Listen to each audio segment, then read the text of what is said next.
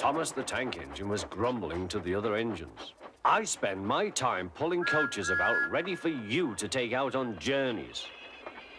The other engines laughed. Why can't I pull passenger trains too? You're too impatient, they said. You'd be sure to leave something behind. Rubbish, said Thomas. I'll show you. One night, he and Henry were alone. Henry was ill. The men worked hard, but he didn't get better.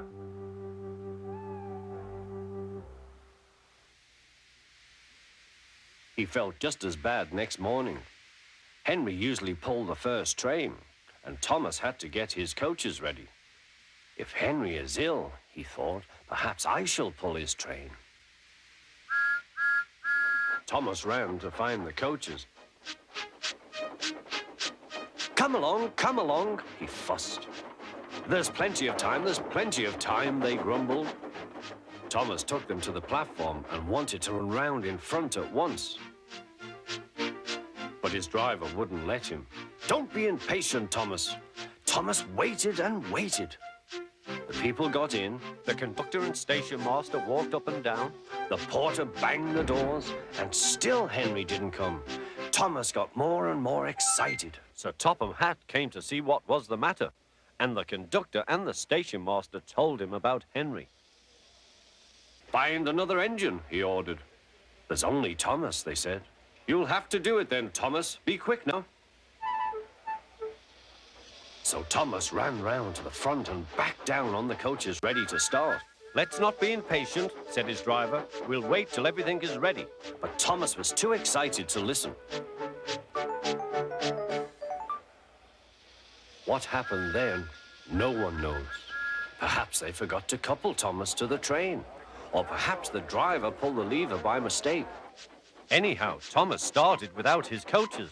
As he passed the first signal tower, men waved and shouted, but he didn't stop.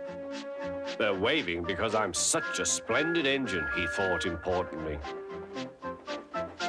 Henry says it's hard to pull trains, but I think it's easy.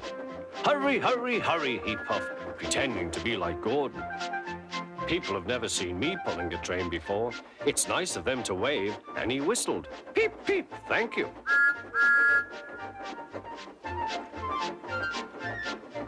Then he came to a signal at danger.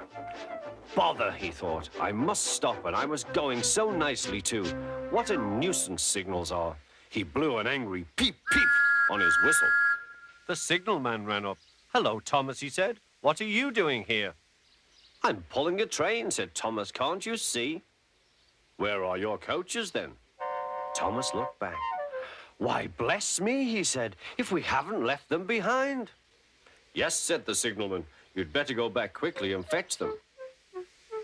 Poor Thomas was so sad, he nearly cried.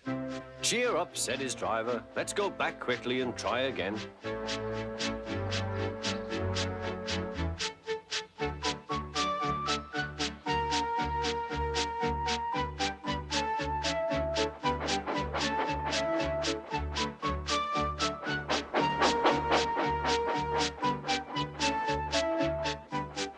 At the station, all the passengers were talking at once. They were telling Sir Topham Hatt what a bad railway it was. But when Thomas came back, they saw how sad he was and couldn't be cross. He was coupled to the train, and this time he really pulled it.